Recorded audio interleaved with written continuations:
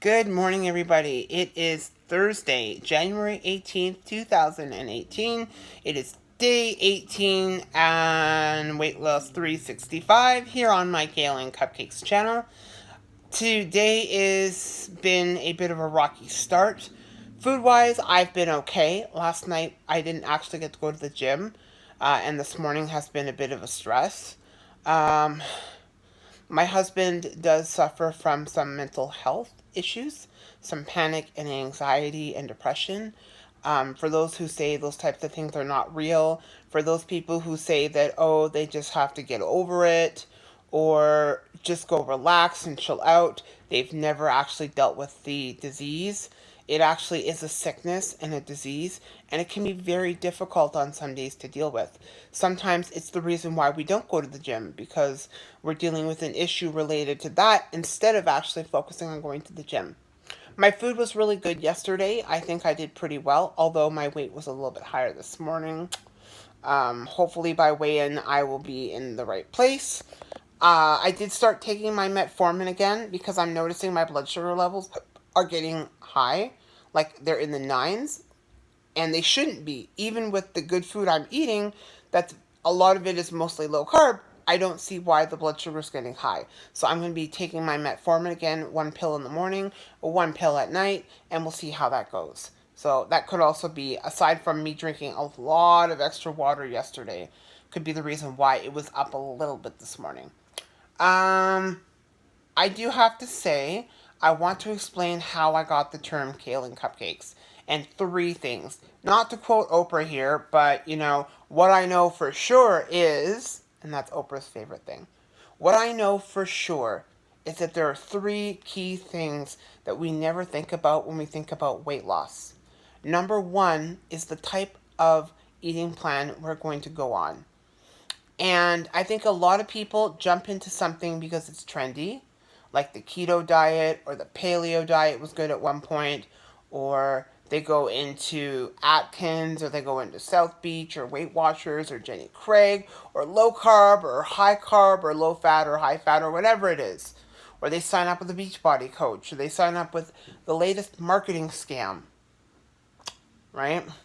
So I think people aren't aware of what eating plan is right for them. And what you need to look for is something that is going to be a long term solution, not a 21-day fix, not a 5-day clean eating group on Facebook, not a 6-month eating plan, but something you can do long term for many, many, many, many, many years to come. It needs to be something viable, and it needs to be filled with as much whole foods close to their source as possible. So, going on the Atkins diet and living off of the Atkins bars, the Atkins shakes, and the Atkins snacks is not a viable meal plan because you're not getting real solid nutrition. You need to be getting foods where you can actually get proper fiber and protein and vitamins and minerals and macronutrients and micronutrients. You need your three macronutrients, your carbs, fats, and your proteins, and you need your macronutrients like your vitamins and your minerals and things like that. And choosing a plan that is long term that can incorporate as many whole foods as close to its natural state as possible is the awesomest, coolest, best way to go. The next thing I want you to think about is not just what's going to work for you long term, because trust me, those short term fad diets don't work. Is that you want something that's balanced. So, yes, you want to eat as many whole foods as close to their natural state as possible, but you need to be balanced and you need to be realistic in the choices that you're making. So, choosing a diet that has primarily broccoli and brown rice and chicken, especially if you don't eat chicken, broccoli, and brown rice, you don't like them, then it's stupid because you're setting yourself up for failure. So select a plan that you know long term is going to be balanced and it's going to be realistic for your lifestyle. I remember a registered dietitian telling me, well, actually, two of them have said this to me that I know of, that you should not have to change your life to fit the diet. The diet or eating plan you're choosing should should fit your life.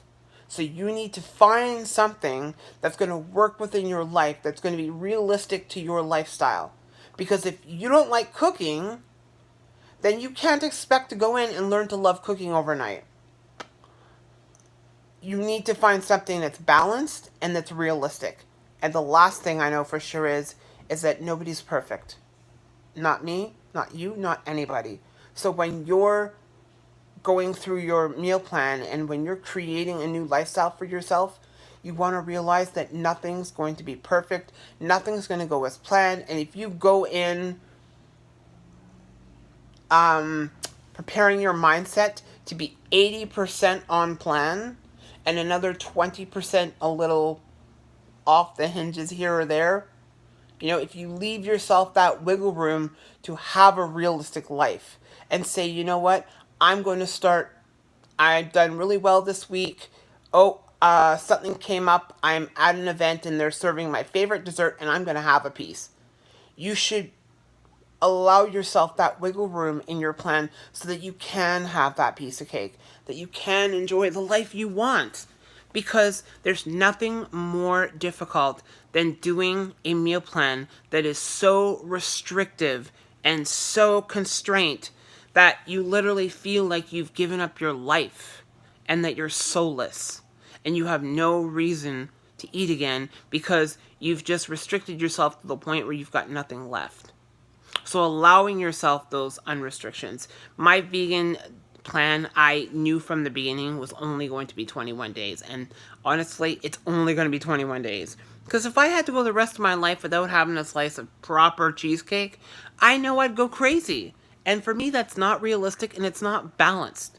But what I'm learning and what's taking a bit of time, but I'm learning it step by step with the help of a professional counselor, is that I can implement things like a nice slice of cheesecake on the odd occasion.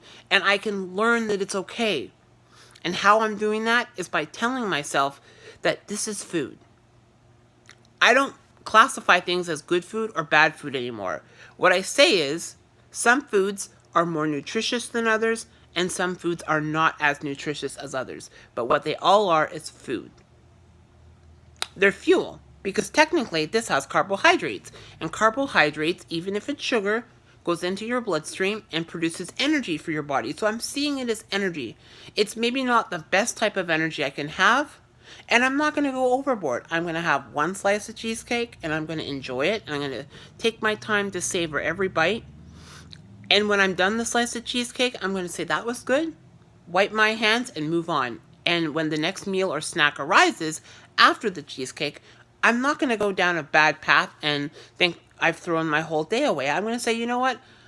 This is now my lunch. I had my cheesecake earlier. It was delicious. And now I'm going to have what I plan to have for lunch. And maybe it's a big salad with some chickpeas, whole grain quinoa, some sweet potato, some broccoli, some asparagus, some red peppers, a little bit of olive oil, some lemon, some fresh pepper and salt. Like, I'm going to have a beautiful, delicious, healthy salad and keep going and working towards my goals.